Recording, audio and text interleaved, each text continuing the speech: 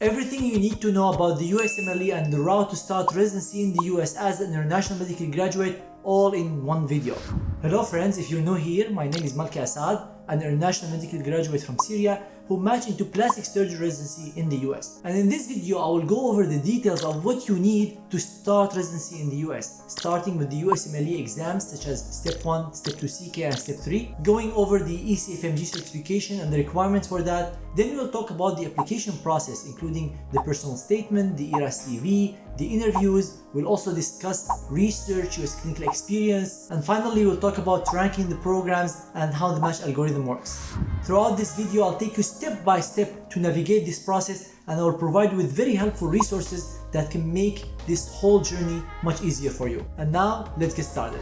Just as a quick overview of what we'll be covering throughout this video, we'll start with the USMLE exams. We'll go to the ECFMG certification and the process to get the certificate.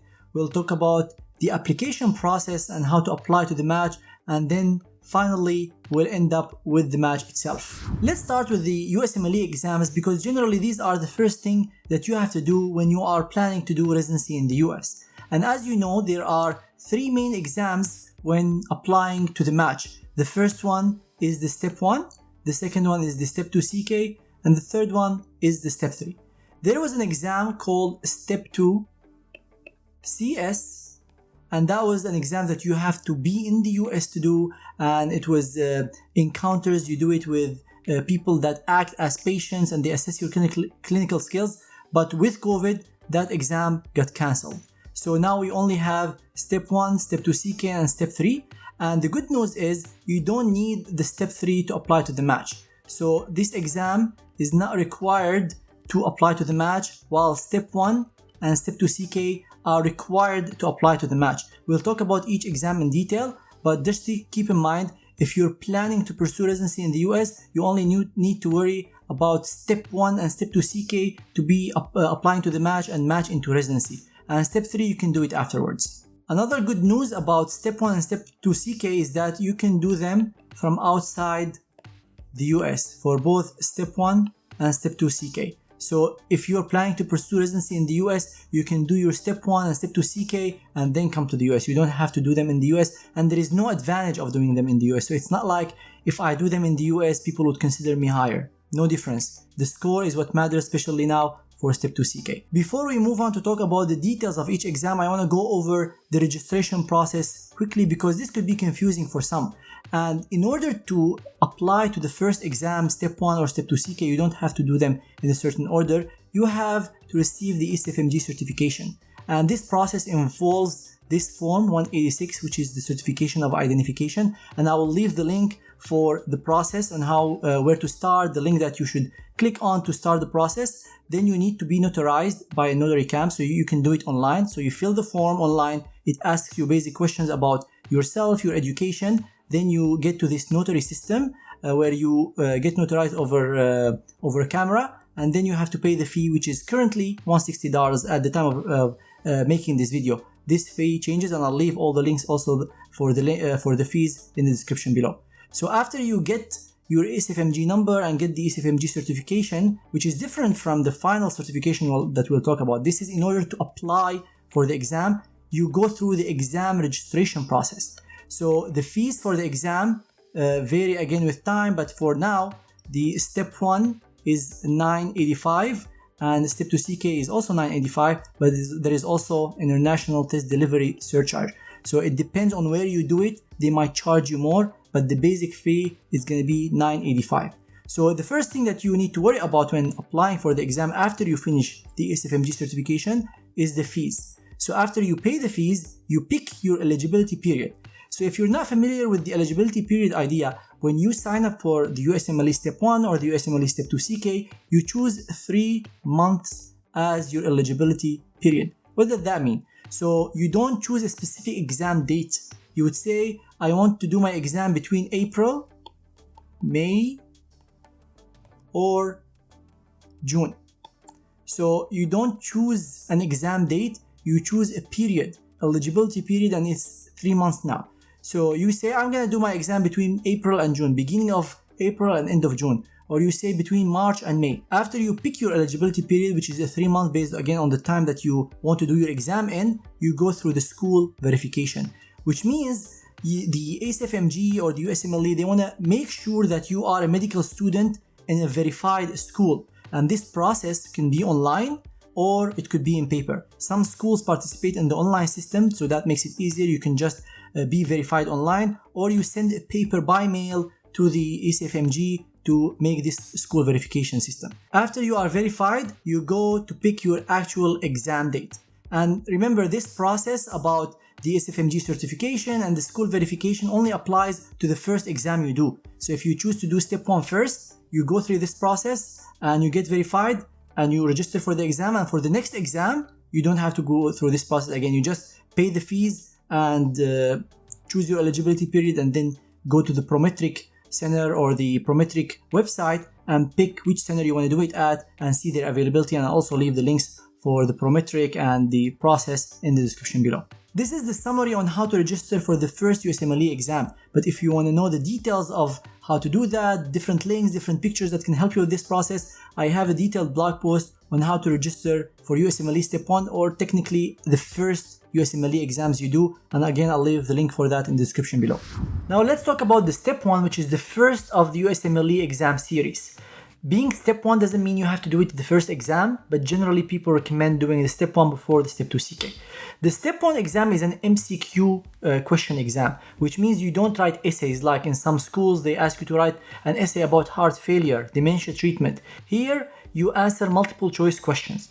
The exam is an 8-hour exam composed of 7 blocks. Each block equals 1 hour, which means you have 7 hours of actual examination and 1 hour of break. So the break is generally 45 minutes actually. But at the beginning, you get 15-minute tutorial. What does tutorial mean? It means they tell you how the exam runs and different instructions about the system. But if you already watched this before, you can add the 15 minutes to the 45 minutes and you get 1 hour of break. The hour of break, you can divide it. For example, you can take 5 minutes between the first and the second block, 10 minutes between the second and the third, and so on. So you can divide it as much as you like, but you have 7 blocks. Each is 1 hour. You can't give time from one block to another. So if you finish one block in 45 minutes, this 15 minutes extra in the block, it goes to the next, to the break. It doesn't go to the actual block. So you have 7 blocks. How many questions in each block? In each block, there's around 40 questions, max of 40 questions. Some blocks you might find 38 questions or 39 questions, especially if they have these abstract questions, which is in biostatistics, but the max is 40 questions. Previously, Step 1 used to be one of the main factors in inviting applicants to an interview. So the score of Step 1 used to be extremely important in choosing an applicant for an interview. But recently, this system has changed. And now Step 1 is only pass-fail. So you don't need to worry about the score anymore as long as you pass. And the passing score now is 196. So as long as you achieve this score, you pass. Nobody will know if you got 197 or 270. So that is a recent change, and it's going to affect the way people evaluate applicants, which we'll talk about in the Step2CK. What topics are discussed in the Step 1 is generally basic science knowledge, and we'll see the split of these topics in the next slide. As you can see here, pathology is the most commonly tested subject on the USMLE Step 1, and it covers almost 50% of the questions. Then physiology, pharmacology, biochemistry, microbiology, immunology, gross anatomy, embryology, histology and cell biology, behavioral science, and genetics. So you can see these are smaller percentage than pathology and physiology that are on the top. The systems that they cover, almost all the systems, and you can see again the different percentages here, and I'll leave the link for where I got these resources from.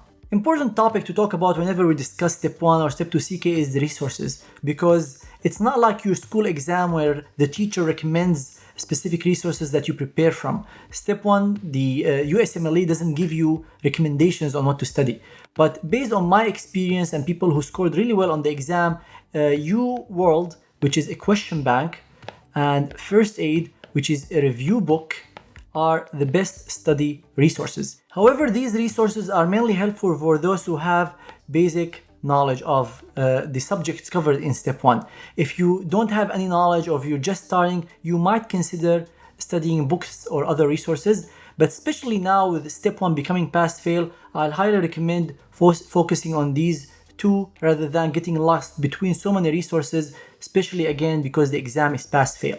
If you want to know more about the resources of step 1, because this could be a whole video by itself, I have a detailed blog on the best resources to study step 1 that I'll leave the link for that in the description below. And I also have detailed videos on the resources and what are the best way to study for step 1, how to use UWorld, how to use first aid in different videos on my YouTube channel. This video has been published recently and it talks about step 1 becoming pass-fail.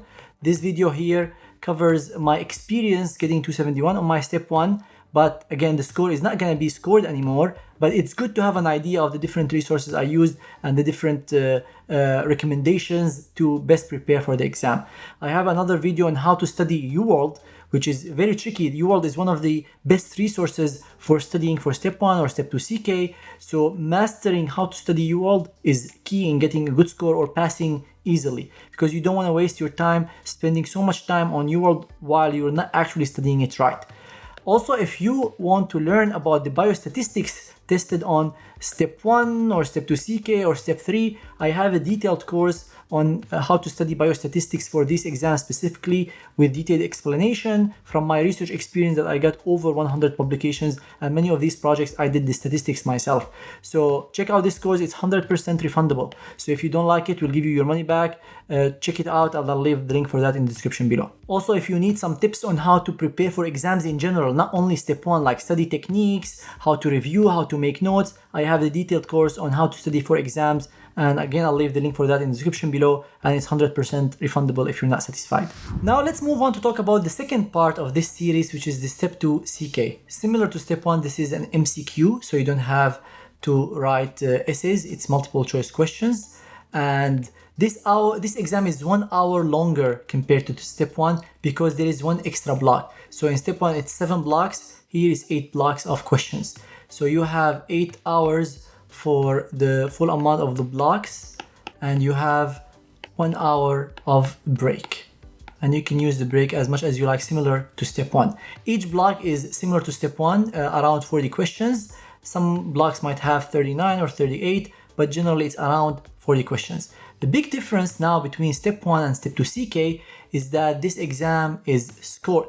So previously, before step 1 used to become pass-fail, the main focus was on the step 1 score, and step 2 CK, especially that most American students do it after they apply to the match, there was not much emphasis on the step 2 CK score. It was important, but not that much. But now with step 1 becoming pass-fail, there would be so much emphasis on step 2 CK score. That's why I prefer to start with step 1 first, because you build your base and it's only pass-fail. And when you go to step 2 CK, you already have good base that you can get a higher score. Sometimes even step 1 questions can show up on step 2 CK. That's why it's important to prepare well for this exam, especially now.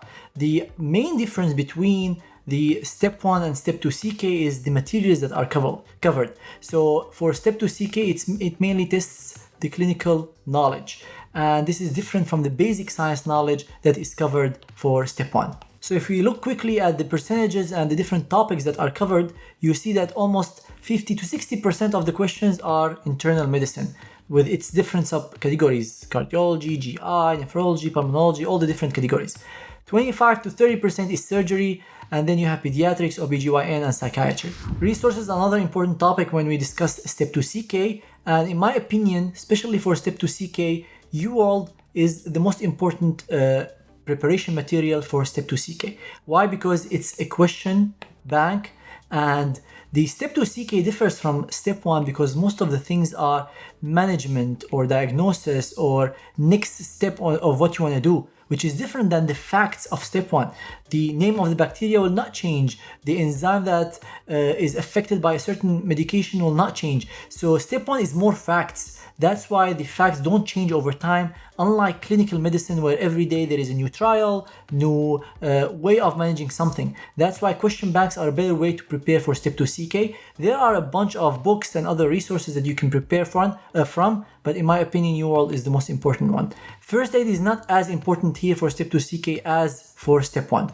The best resources for STEP2CK, I have a detailed blog on the different resources, the advantages and disadvantages that you can check for free, and I'll leave the link for that in the description below. Also, I have a YouTube video on my STEP2CK experience in which I got 271. It will go over different resources I use, different tips on how to prepare best for the exam, and the same video I recommend on how to study UWorld, especially that UWorld is important for STEP2CK. The same ideas that I discussed in this video apply to STEP2CK, and the same for the biostatistics course, because biostatistics actually is heavily tested on the STEP2CK, especially the abstracts, which are from different research studies, and they ask you questions about that, and these are pretty complicated if you don't understand them well, and I cover them in that course. Now moving to talk about step 3. As I said, this exam is not required for you to apply to the match and even match into residency. You have to finish it before PGY2 generally, so you don't have to worry about it for applying to the match and matching into residency. But for the completion of this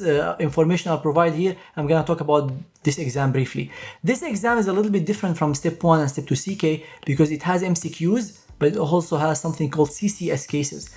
And these cases, they present you with a patient, and it's like a program that you use, and you tell the program, I want to order this and this. They show you results. You act based on these results. So if it's more an interactive format, it's not multiple choice questions.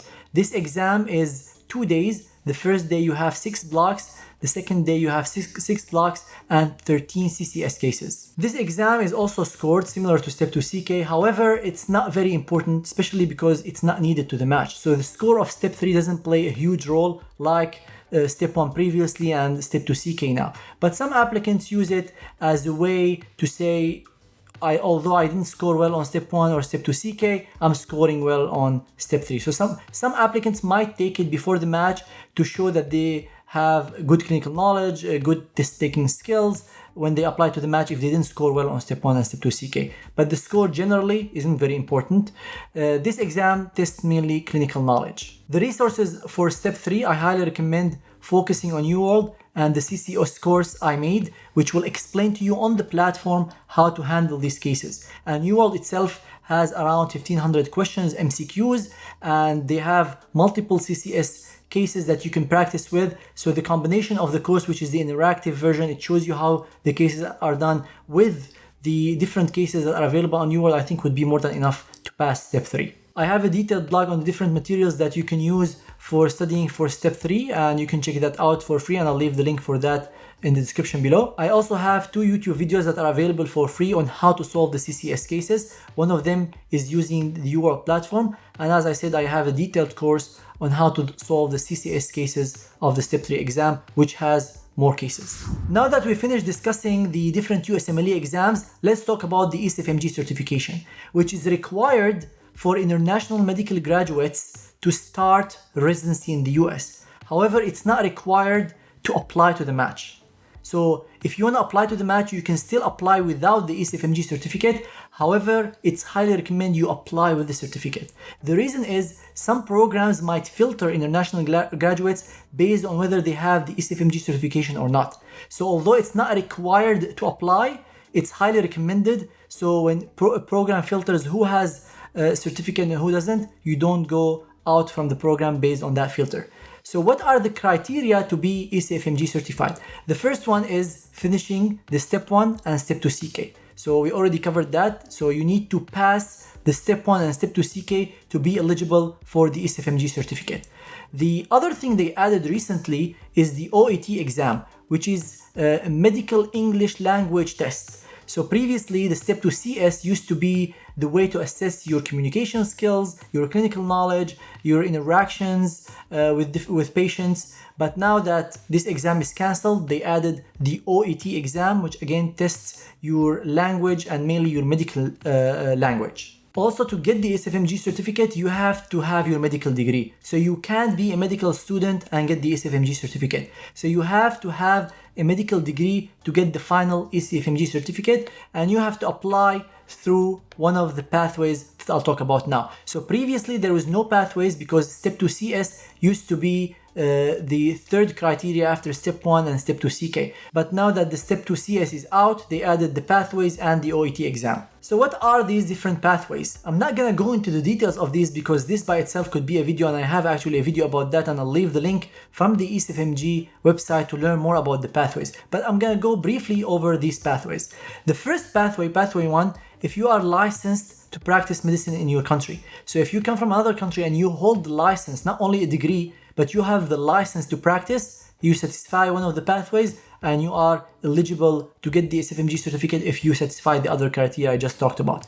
The second pathway is if you already passed an OSCE for medical licensure in another medical school. So if your school has an OSCE, which is Objective Structured Clinical Examination, to get the license, that satisfies the pathway 2, and you can be eligible for the ECFMG certificate. Pathway 3, 4, and 5, they're kind of similar because you have to be from certain medical schools. So I'll leave the link for the different medical schools and you can check if your school is one of them. One is accredited by WFME, one is accredited by the NSFMEA, and the last one is the LSME. So if your school is one of these schools, you don't have to do anything. You are eligible automatically for either pathway 4, 3 or 4 or 5 based on where does your school fall. And if you don't qualify for any of the pathways I talked about, pathway 1 through 5, you can apply to pathway 6, where someone, a licensed physician, can evaluate you through clinical patient encounters. And again, I'll leave the links for these information in detail to learn more about pathway 6. Now that you finished your USMLE exams, you got your ECFMG certificate, it's time to apply to the match. And in this section, we'll talk about the different things you need to apply to the match. The first of which is your personal statement, and we'll talk about that in detail, the ERAS CV, letters of recommendations, and your USMLE exams, which we covered already, your ECFMG certificate especially. You don't need that, as I said, to apply to the match, but it's required before you match into a program which happens in March. You need your diploma and your transcripts of your different scores, and you need your MSPE, which is generally given by the school. Let's start by talking about the personal statement. In my opinion, personal statements are extremely important in your residency application because in so many instances, program directors might not have a look at everything in your application. They can start by reading your personal statement, which is not a big document. Generally, it's around 500 words, and they can have an idea of who you are. That's why you should spend a good amount of time talking about yourself in a good way, as I'll talk the different points that you can highlight in your personal statement that can attract someone to continue reading and maybe continue looking at your application.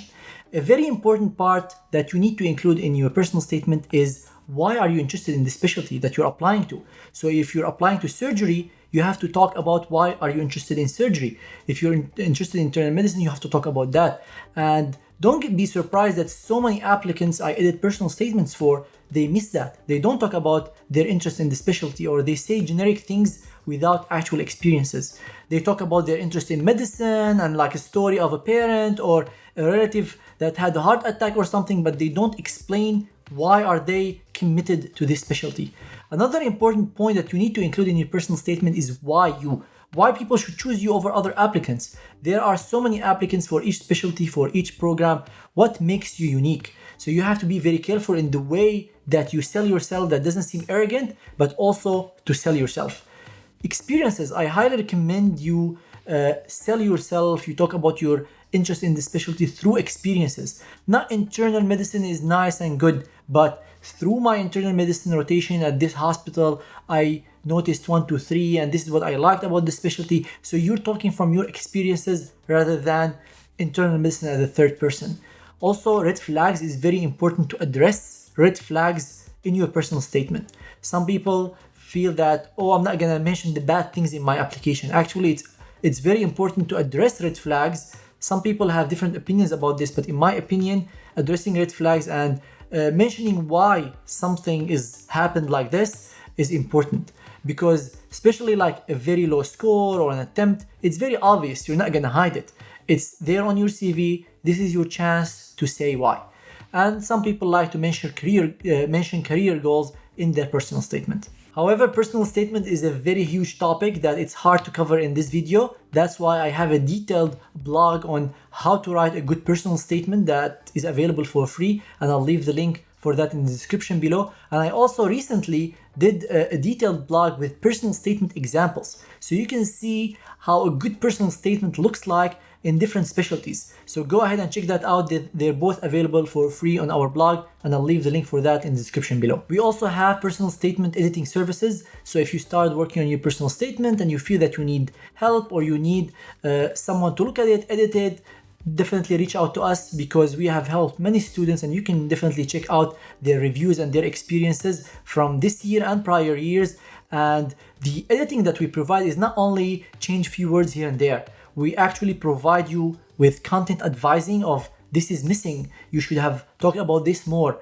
We provide you with structural edits, and in addition to the language edit to make your personal statement shine out. And recently we started the residency match application packages if you're interested not only in personal statement editing, but also combining that with interview preparation, with residency advising, with ERAS CV editing, and you can check all the different options we have on our website, and I'll leave the link for that in the description below. Now let's talk about the ERAS CV, which is another important part of your application. It starts with your personal information, then goes to your education if you did residency somewhere else or just medical school, college. Then it asks you about the different experiences, and these are very important because these are the different things you did throughout your journey. You have the work experiences, so if you did a job or you did clinical rotations, electives in the US. You have the research experiences if you did research, and the volunteering experiences. So these are the different experiences you had, and they ask you about the date, who you did it with, and the description of each experience.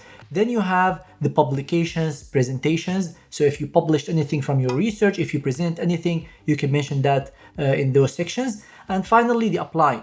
So the ERAS CV, through this ERAS process, you can choose the different programs that you want to apply to and then send the application.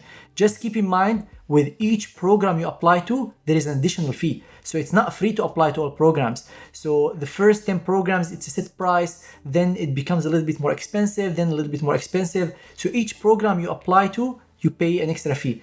That's why you don't see applicants applying to all programs. They pick and choose, so they don't end up with a huge amount of money they have to pay for applying to different programs. A recently added component to the application process is the Supplemental ERAS application. And the purpose of this was to select a few experiences that you want to highlight, because sometimes you see applicants with 30-40 experiences, work and volunteering and research, and it's kind of hard for program directors to read all these, and they don't know which ones are the most important to you. So they started this Supplemental ERAS application where you pick 5 experiences, up to 5. You can choose 3 or 4, but you can choose a maximum of 5 experiences in research, in volunteering, in clinical, in different categories they have. And then you provide the details of these experiences and describe why these experiences are important to you or what did you learn from them.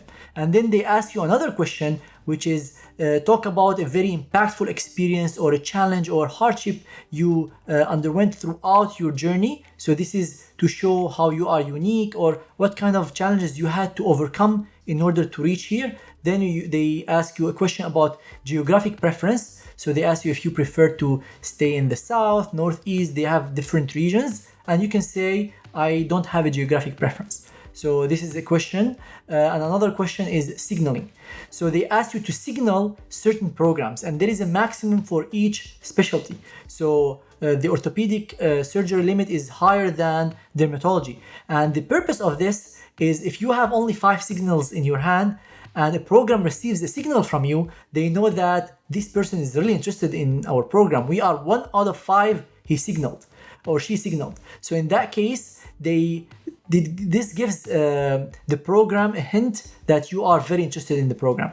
And the program would be more likely to look at your application versus another applicant who did not signal them. So that's the purpose of the signaling system. And I actually made 2 detailed tutorials on how to fill the ERAS application, the regular ERAS, and how to fill the supplemental ERAS application on my YouTube channel that you can check out for free. We also have ERAS CV and the supplemental ERAS CV editing services because it's very important to highlight the experiences and explain them in detail. And I've seen so many applicants who write 2 sentences or 3 sentences that are not well structured, they don't describe the experience well. So although the ERAS CV and the supplemental ERAS CV, some people think, oh, I don't need editing for that. I just need editing for my personal statement. I don't think that's true. If you describe the experience, you need to make sure that the experience description is very well written, or some things might not be very relevant to mention on your CV that I see applicants do, and vice versa. So if you need structural edit content advising of your ERAS CV and supplemental ERAS CV, make sure to subscribe to our ERAS CV editing, and we'll leave the link for that in the description below. Now let's talk about letters of recommendation, another extremely important part of your application. Why? Because some people did not work with you, and the only way for them to see how good you are is not actually your scores, but what other people say about you. That's why letters of recommendation are important in the application process. You might ask, who can write me a letter of recommendation? I highly recommend you get your LORs from someone who knows you well, who worked with you on a personal level. I've seen some people who worked with the chair of a department for one day and they ask that person for an LOR. That is not appropriate because that person didn't know you well. They only worked with you for a day, they barely said hi, so they would not be the ideal person to write you an LOR. The specialty, I also get asked about this question a lot. Which specialty should I choose my LORs from? I highly recommend doing it within the specialty that you are applying to. So you're applying for surgery, get your LORs from surgeons. If you're applying to internal medicine, get your LORs from internal medicine doctors. If you're applying to 2 different specialties, get LORs from this specialty and LORs from the other specialty. Because generally an internal medicine LOR doesn't help much in a surgery match. So try to get it within the specialty that you are applying to. And also the same for US versus non-US. I highly recommend getting your LORs from people inside the US, from US physicians. You might choose to get 1, max 2 from non-US, but try to get as many as you can from people inside the US, people who know you well. How many LORs are you supposed to submit? You're supposed to submit 3 LORs to apply to the match. However, you can use up to 4. So if you have a 4th one, you can use it, but you are required to submit 3. So the 3 is the number that you need to get. If you have an extra one, it's fine. And should you waive your right to see the LOR? That's an important concept that some applicants might not be familiar with. What does waive mean? It means that you don't see the LOR. Some people get the LOR document from the letter writer and they submit it to the ERAS application. That is not waived because you were able to see the LOR. The waive mean you click that I don't want to see the content of the letter, and the person who's going to write you the letter, they receive an email directly and they upload the letter without you seeing it. That means you trust what they say without even seeing what's in the LOR. So that gives the LOR more value because although you didn't see what's inside the LOR, you still trust that you're good and that person will say good things about you. And if you want to learn more details about LORs, check out my YouTube video that is available again for free, and it discusses the LORs, letters of recommendation, in detail. Now I'm going to talk about few things that are not required to apply or required to match, but they are highly recommended or they increase your chances of matching, especially for certain specialties. And the first one is research. And people ask me, why should I do research? There are different reasons. The first one is the experience. You learn how to do research, which is an important part of you being in academic medicine. So if you want to pursue academia or you want to work in hospitals that do research, it's highly recommended to do research. The other thing is the publications. So when you do research, you get publications or presentations which are extra lines on your CV, and that makes your CV stronger.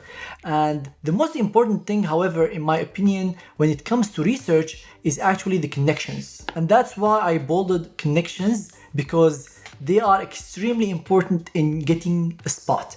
So if you're an international medical graduate coming to the country, you don't have any connections before, if you do research, you are building your own connections. And that holds very true for competitive specialties. Why? because it's very competitive. It comes from the name, competitive specialties, and there are so many people applying to these specialties. So if you have the connections, you'd be able to have a higher chance of matching compared to someone who didn't do anything before they apply to the match. How to get these positions? So in order to answer this question, I made a full webinar and a course on how to find research positions in the US. And this webinar is generally done every 3 months, but if you sign up, you'll get immediate access, and then you can attend the live version when it happens. So even if you're in a rush and you want to know today, you'll get immediate access to the recording of the previous sessions. And this webinar is around 3 hours. It covers in detail everything you need to know about research positions in the US, how to find one, how to find mentor institutions. So I highly recommend it if you're considering doing research. If you are already in a research position and you want to learn how to do research, or you're outside the US and you don't want to come to the US, you just want to learn about research and how to conduct a study, how to take it from idea to publication, I highly recommend checking out our research course, which covers in detail everything you need to know about clinical research, especially if you're starting to learn about research. And I made another course to follow the research course, which is about statistics, to learn how to do statistical analysis, because I found it to be an extremely helpful skill to get research publications, get the projects done, and it also helps you think better of study designs and how to design a study. So that's why I highly recommend checking out the statistics course if you want to learn about research and design better research studies. These courses, as all our courses, are 100% refundable. So if you're not satisfied, you'll get your money back. And you can check the great experiences of prior students on our review page on Trustpilot. So go ahead and check the how helpful it was for different students who had no idea about research, and they learned so much and they were able to do their own research projects after watching these online courses. And what makes these courses unique is that I give you so many exercises, so many quizzes, so you can get your hands dirty. You can start working on research projects while you're doing an online course. So there are so many assignments that can test your knowledge and whether you understood what I was talking about. And if not, you can go back, watch the different videos, do the assignments again until you master that skill. Another highly recommended component of your application is your US clinical experience, or what some people call it USCE. Is it a must? You don't have to do it to apply to the match. So it's not a requirement like Step1 or Step2CK, but it's highly recommended. And the reason is obvious. You are applying to do residency in the US. So people want to make sure that at least you've experienced the system, you like working here, are you able to understand the language, the medical terms. So it's highly recommended you do US clinical experience to show people that you are able to function within the system. There are two main types of US clinical experiences. The electives, which are mainly for medical students. So if you graduated, you won't qualify for electives, and observerships, which can happen for everyone. Generally, observerships are found through connections or interaction with certain doctors who are able to give you the observership. Electives generally are through the application, through the medical school or the department that you are applying to. And if you want to learn more details about US clinical experiences, go ahead and check my free YouTube video that will teach you everything you need to know and the differences between them and how to find US clinical experiences. And we actually have a blog on the different institutions that accept IMGs. We call it the elective list, and I'll leave the link for that also in the description below. You can see the different requirements by each institution, the links, where to apply, all these details. Now, after you finished everything I talked about, you filled your ERAS CV, your ERAS application, and click submit, programs start receiving your application. Generally, it's a day in September that programs are able to see your application. So there is a deadline, but don't confuse the deadline with the ability of programs to see your application, because the deadline might be in October or November, but programs are able to review your application in September. So once programs start seeing your application, you should apply. So you should apply 1 day before programs are able to see the applications. So if they start looking at the application on September 18 and you submit your application in 30, you don't miss the chance. Once programs start reviewing the different applications, they apply different filters because they can't review thousands of applications. So they say we want applicants who only score over 230. They might filter by the year of graduation. So they might say, I only want applicants who graduated within 5 years. So if you graduated more than 5 years, you won't show up on the application. They might filter by IMGs. Some programs would say, I don't want to review IMG applications. So after they apply all these filters, they start reviewing the applications and they send invites for interviews. Generally, interviews have been done in person. So you travel to different states, you meet the residents usually the night before, you meet the program director, the chair, different faculty, and then you do like a quick lunch and then you leave. But for the last 2-3 years, interviews have been virtual because of COVID-19. So you do the whole interview on Zoom or the different platforms that they are using. There are different structures for the interviews. So you might interview one person at a time. So you might go in a room or a Zoom meeting with one person, or you might meet 3 people at the same time. You might meet multiple residents. So there are different formats for the interviews, and you get asked questions. So there are different types of questions. The common questions like, tell me about yourself, why are you interested in this specialty, why do you want to come to our program? There are the situational questions or the behavioral questions in which they tell you, did you happen to have like a miscommunication with someone and how did you handle it? Or what would you do if you found an angry patient?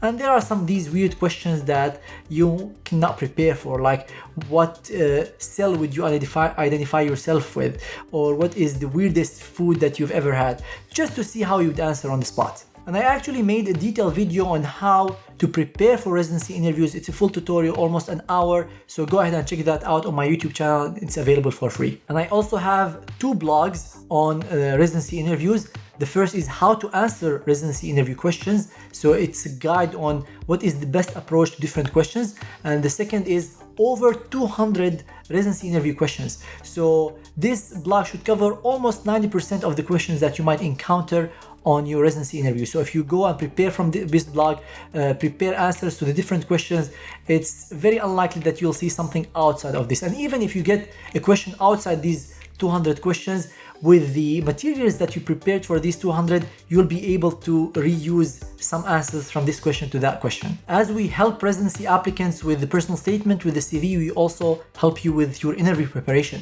And interviews are extremely important. They rank number 1 and 2 and 3 and 4 when you get an interview. So after you receive an interview, interviews receive the 4 most important factors in ranking an applicant. So you don't want to waste the chance after you almost got there by poor performance on the interviews. So we highly recommend seeking guidance, seeking advice, and our interview preparation is generally we meet the applicant, we ask them questions as if they are in an interview, we write feedback, and then the second half of the session would be feedback on how they can answer these questions better or what to change in each question.